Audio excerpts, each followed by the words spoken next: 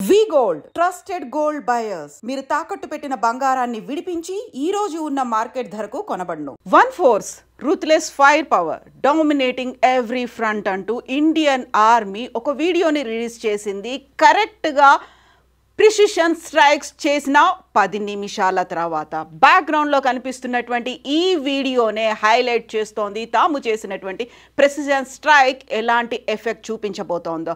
ఎవరు ఎక్కడ ఎలా దాగి ఉన్నప్పటికీ మేము దాడి చేస్తాము, దుమ్ములో ఉన్నా చీకట్లో ఉన్నా ఎక్కడున్నా మేమేంటో మా పవర్ ఏంటో చూపిస్తాము అంటూ ఆర్మీ తన వీడియోని రిలీజ్ చేసింది. 9 ప్రాంతాల్లో టార్గెటెడ్గా కేవలం అక్కడున్నటువంటి ఉగ్రమూకలు ఏవైతే బంకర్లు ఉన్నాయో, ఎక్కడైతే హెడ్ క్వార్టర్స్ ఉన్నాయో వాటి మీద మాత్రమే మేము దాడి చేశాము. అక్కడున్నటువంటి సివిలియన్స్ కావచ్చు, లేకుంటే అక్కడున్నటువంటి ఇతర ప్రాంతాల్లో ఉన్నటువంటి స్థానికులకు ఎవరికి కూడా ఎలాంటి నష్టం కలిగించకుండా కేవలం 9 ప్రాంతాలకి సంబంధించి ఆల్రెడీ ఇక్కడ మనం వీడియోలో చూస్తున్నట్టుగా అర్ధరాత్రి జరిగిన ఈ ఇష్యూ తర్వాత, ప్రెసిషన్ స్ట్రైక్ తర్వాత మొదటగా పుల్వామాలో జరిగినటువంటి దాడికి సర్జికల్ స్ట్రైక్ అని నామకరణం చేసుకున్నటువంటి ఇండియన్ ఆర్మీ ఆ తర్వాత పహల్గామ్ దాడి తర్వాత భారత సైన్యానికి పూర్తి స్వేచ్ఛనిచ్చాము అంటూ క్యాబినెట్ అనౌన్స్మెంట్ చేసింది.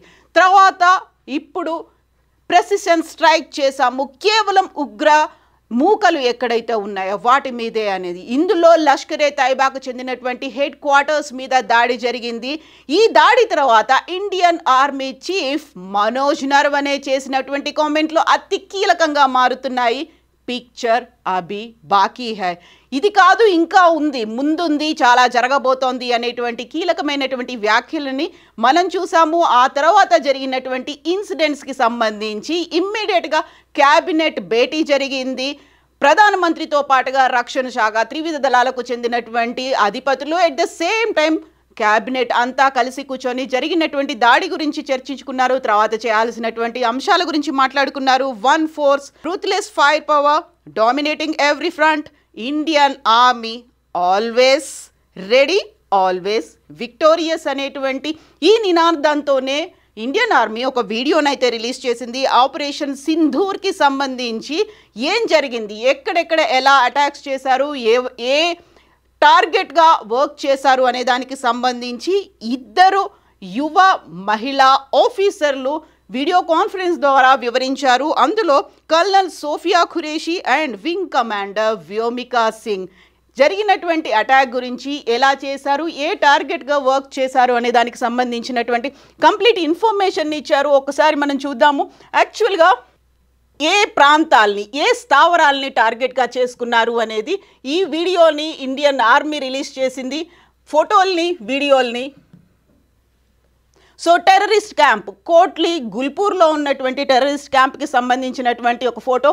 ఖచ్చితంగా అక్కడ ఉన్నటువంటి టార్గెట్ ఏదైతే ఉందో ప్రిసైజ్డ్గా, ప్రెసిషన్ అనేది అక్కడ ఉంది, దాని మీదనే మేము అటాక్ చేశామనేది చెప్తున్నారు. అండ్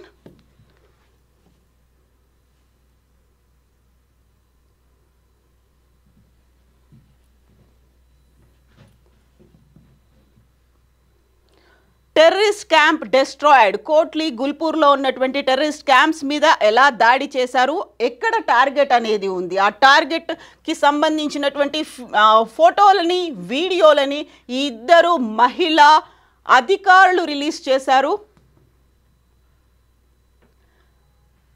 బిలాల్లో ఉన్నటువంటి ఇంకొక టెర్రరిస్ట్ క్యాంప్ ఇది, దీన్ని కూడా మేము డెస్ట్రాయ్ చేశాము అనే దాంతోపాటుగా అతి కీలకమైనటువంటి ఇంతకుముందు మనం చెప్పుకున్నటువంటి 2 మహిళా ఆఫీసర్లు సోఫియా తను, ఆ తర్వాత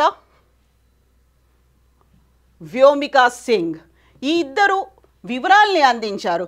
మనం ఒకసారి పహల్గామ్ సంఘటనకి సంబంధించి చూసుకున్నట్టయితే ఓవరాల్గా అక్కడ మగవాళ్ళని చంపారు, ఆడవాళ్ళు వదిలేసినప్పటికీ కూడా సింధూర్కి సంబంధించి పేరు పెట్టడం కూడా అక్కడ ఉన్నటువంటి మహిళలు, అక్కడ ప్రాణాలు కోల్పోయినటువంటి భర్తలకి గుర్తుగా తమ సింధూరాన్ని కోల్పోయారు, అందువల్లే దాన్ని పెట్టామని చెప్తున్నారు. దానికి సంబంధించి ఇప్పుడు నేవీ చీఫ్ మనోజ్ నరవనే చెప్పినట్టుగా పిక్చర్ అభి బాకీ హై దానికి కూడా ఎంచుకున్నది మహిళల్ని మాత్రమే ఎంచుకున్నారు, మహిళా అధికారుల్ని ఎంచుకున్నారు. సో ఇక్కడ మనకు అతి కీలకమైనటువంటి ఇంకొక వీడియో కనిపిస్తోంది. వాళ్ళు రిలీజ్ చేసినటువంటి క్యాంపుల్లో ఏవేవి డిస్ట్రాయ్ అయ్యాయి అనేది. అర్ధరాత్రి జరిగినటువంటి అటాక్స్, ఎక్కడ అటాక్ చేశారు, దేని మీద దాడులు జరిగాయి, అవి ఎన్ని కిలోమీటర్ల దూరంలో ఉన్నాయి, లాహోర్తో పాటుగా బిలావర్పూర్, వీటన్నిటికీ సంబంధించినటువంటి ఇన్ఫర్మేషన్ని, కోట్లీ గుల్పూర్లో ఏం జరిగింది, అది ఎంత దూరంలో ఉంది, జనావాసాలకు ఎంత దూరంలో ఉంది, అక్కడ ఎంతమంది ఉన్నారు, ఎలాంటి క్యాంపులు ఉన్నాయి, వీటన్నిటికీ సంబంధించినటువంటి ఇన్ఫర్మేషన్ని ఈ ఇద్దరు యువ అధికారులు వినిపించారు. కల్నల్తో పాటుగా wing commander colonel Sofiya, wing commander Vyomika release చేసినటువంటి వీడియో ఇది. దీంతో పాటుగా యూజువల్గానే ఇప్పుడు మనకు ఒక డౌట్ వస్తోంది, ఆపరేషన్ సింధూర్ అనేది ఎందుకు పెట్టారు అని. ఆపరేషన్ సింధూర్కి సంబంధించి అర్ధరాత్రి 1:30 తర్వాత జరిగితే 1:44కి ఆపరేషన్ సింధూర్కి సంబంధించి ఇండియన్ ఆర్మీ ఒక ఫోటో రిలీజ్ చేసింది, జస్టిస్ ఈ సర్వ్ జై హింద్ అనేది.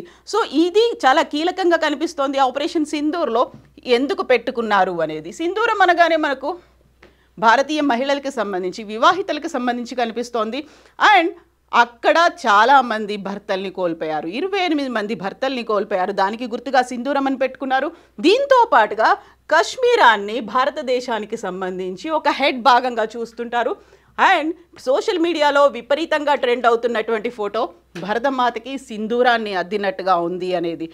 దీంతో పాటుగానే సింధూరం అనేది ఒక కశ్మీర్లో ఉన్నటువంటి కుంకుమ పువ్వుకి గుర్తుగా కూడా చెప్తుంటారు కాబట్టి సో సింధూరాన్ని అందులో పెట్టినట్టుగా. అండ్ ఇప్పుడు ఉన్నటువంటి ఈ ఫోటోని పట్టి చూస్తే ఏ టెర్రరిస్ట్ క్యాంపులు ఉన్నాయి, ఎక్కడెక్కడ అటాక్ చేశారు.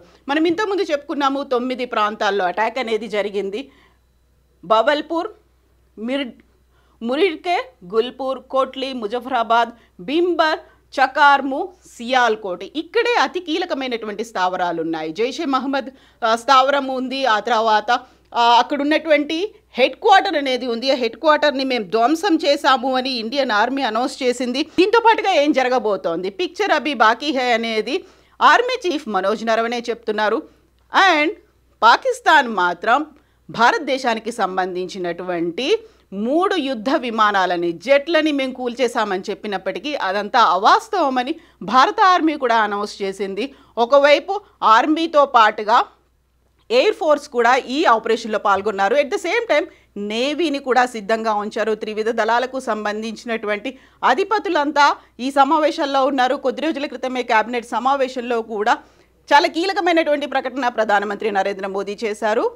సైన్యానికి పూర్తి స్వేచ్ఛనిస్తున్నాం, వాళ్ళు ఎప్పుడైనా ఎక్కడైనా ఏదైనా చేయొచ్చు అనేది.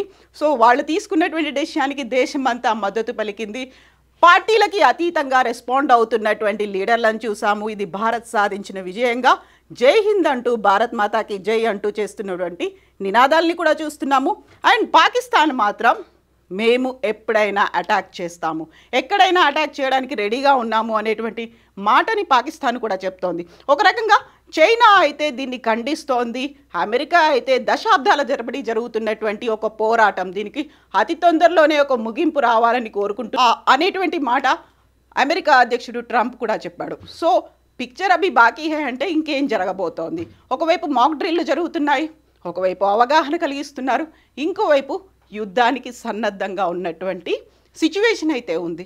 సో నెక్స్ట్ ఏం జరగబోతోంది, వి నీడ్ టు వెయిట్. నిజంగా ప్రస్తుతం ఉన్నటువంటి సమాజం దేనికి ప్రయారిటీ ఇస్తుంది? ఆర్థిక సంబంధాల చుట్టూ మాత్రమే తిరుగుతోంది. మళ్ళీ ఎన్నికలంగానే చాలా విరక్తి కలుగుతున్నాం. మంచి అనిపిస్తుంది కదా, లేడీస్ కూడా ఛాలెంజింగ్ జాబ్స్ చేసినప్పుడు చాలా బాగుంటది. ట్రాఫిక్ అసిస్టెంట్స్ గా నియమించిన ట్రాన్స్జెండర్స్ అందరితో సాల్యూట్ చేయించుకుంటున్నారు. ఫుడ్ డెలివరీ ఇవ్వటానికి వెళ్ళినటువంటి డెలివరీ బాయ్ అనిల్ పై కళ్ళ ముందు పెళ్ళండి